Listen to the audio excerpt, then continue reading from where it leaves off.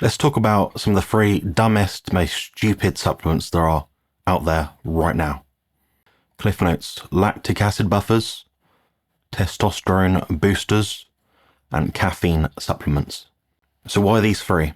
So lactic acid buffers, also known as lactic buffers, are supplements that claim to improve athletic performance by delaying fatigue signals and the buildup of lactic acid within muscle groups.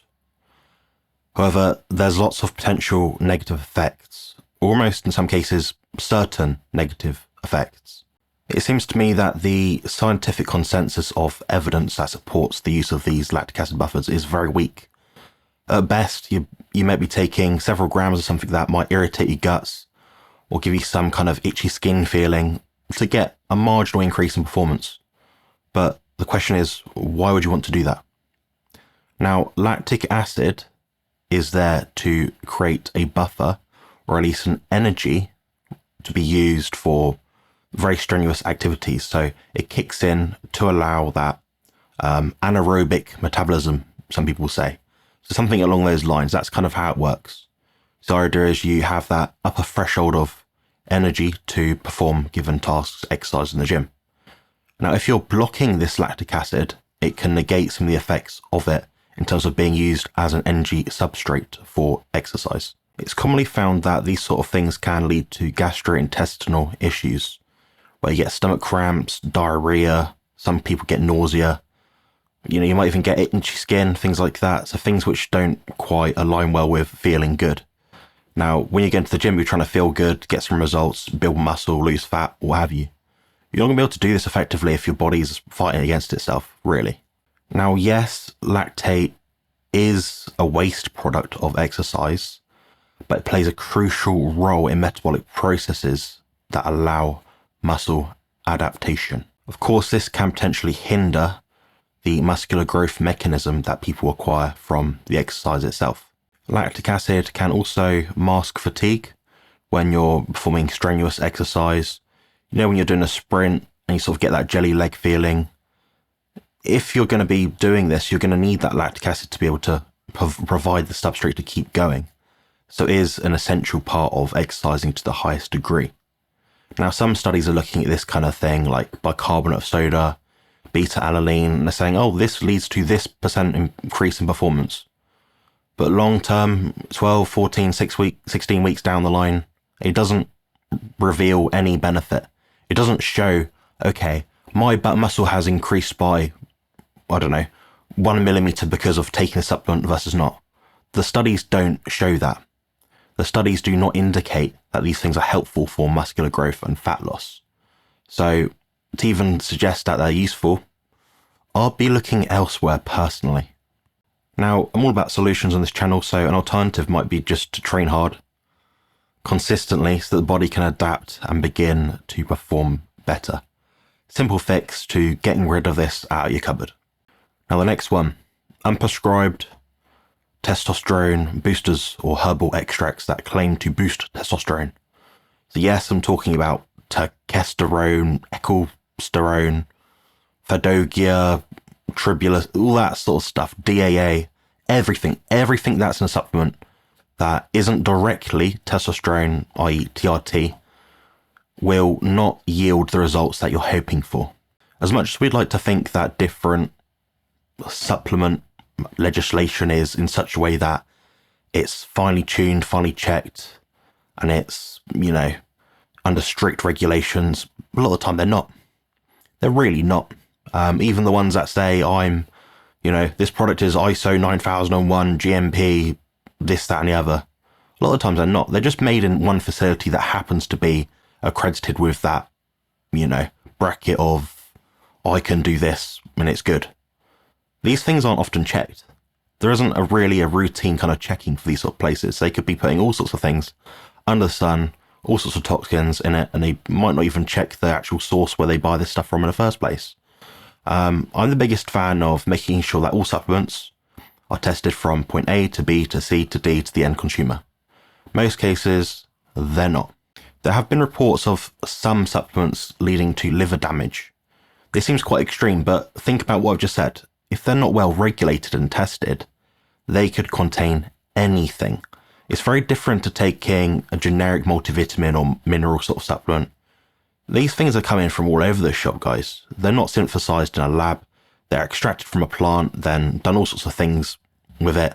Then what happens then? Okay, it then ends up in a product or a pill somehow. How would you know the active ingredient isn't destroyed by that point? How would you know the toxic ingredients aren't taken out by that point? There's not really a measurement. Are these things containing aldehydes, heavy metals? Many of these products will not be tested for that. So for that reason alone, I'm quite skeptical about these products. I'm yet to see any longitudinal cause and effect study which is saying testosterone boosters, herbal extracts of different things are doing this for the body, and it yields this strength gain, this muscle gain. I just haven't seen a study on it in that kind of example.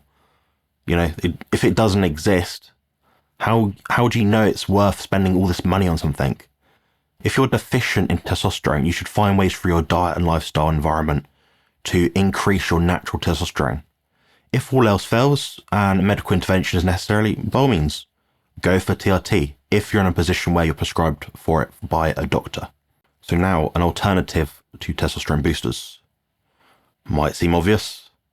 Specific health hacks. So we're talking about the carnivore diet, good hygiene, appropriate sunlight exposure, a sensible training routine. So not too much training, not too little. Maintaining a healthy body composition for you. I do help people out a lot of these through consultations, these different things, these lifestyle hacks. I can probably give you guys some good examples, so I would suggest booking a consultation with myself at compositionconsultant.com. So the next one, a lot of you are going to be pretty upset with this one, as I'm sure. Caffeine supplements. Now, caffeine's an interesting one because it does give the desired effect in that it enhances alertness, boosts perceived energy, can improve performance. You're looking at a dose, maybe for most people, 150 to maybe 350, 400 milligrams per gym session. Of course, you're not using this close to bedtime, obviously, because it's got like a 5-hour half-life. So don't take this in bed if you are going to take it anyway. But the improper use of caffeine supplements is something that I'm noticing more and more nowadays. And if I'm honest, as a bodybuilder that's seen it, I can say that it does lead to people taking more vicious, should I say, stimulant type compounds.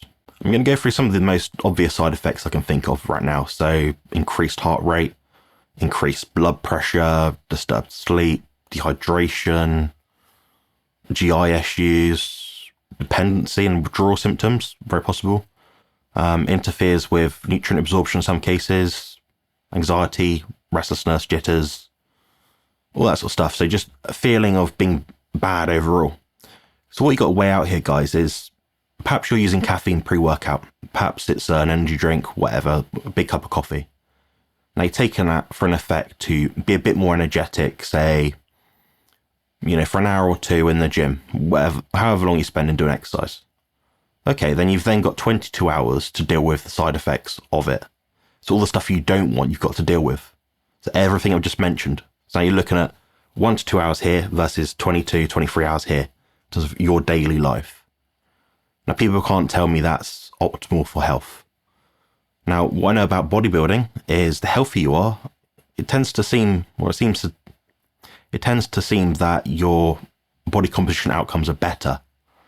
The person with liver damage, person that doesn't sleep well, person that doesn't just feel good, is not going to reduce fat on their body as well as someone that just is in a healthy state. The same thing's true for building muscle. If you're not sleeping well because you're high on stimulants, you're not going to get the most recovery benefit that you'll be getting through sleep. So it seems obvious, but this is one supplement which I'm not the biggest fan of.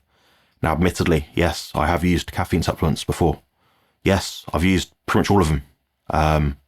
Jack 3D when it came out, C4, Total War, all these different pre-workout powders and supplements. Now, some of the ingredients are useful.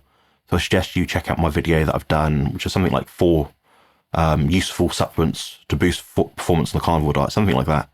But what you'll notice about those supplements is they are naturally occurring or do happen to be synthesized in the body. So I'm talking about taurine, different amino acids, things like that. Things that are helpful that your body does have to deal with day to day anyway. So that's quite useful to know. Now, what I'm going to say here is I'd avoid it. Personally, I'd avoid it. Now, I know some of you are going to say, oh, I work shifts or I have to take it because it gives me motivation. Well, if you let your body signals do what they're meant to do, they'll probably do it. So that means you're not training when you're stuffed. At the same time, you're not chucking loads of carbohydrates down your neck, which delay that, or should I say suppress that cortisol response. You want to be in a state where your body's ready, alert, wakeful, and you can do that just by starting in the gym. Now, your adrenal hormones will go up to deal with the exercise performance that you're about to do. Your cortisol will raise, your blood glucose will raise in anticipation for the exercise that you're about to perform. So let your body just go by it naturally, I think, and that's probably the best way to go about it. You don't get all the side effects I've just mentioned. So I hope this video has been useful to you. Please like, comment, subscribe. My videos are being extremely heavily suppressed right now, with my view count going down perhaps about 25 to 30% over the past month. So please actively comment, like, subscribe, whatever on my channel. I spend a lot of time making these videos, so hopefully they're helpful to you, and I can keep making them with this incentive. So thank you very much. Cheers. Build muscle and lose fat on the carnivore diet.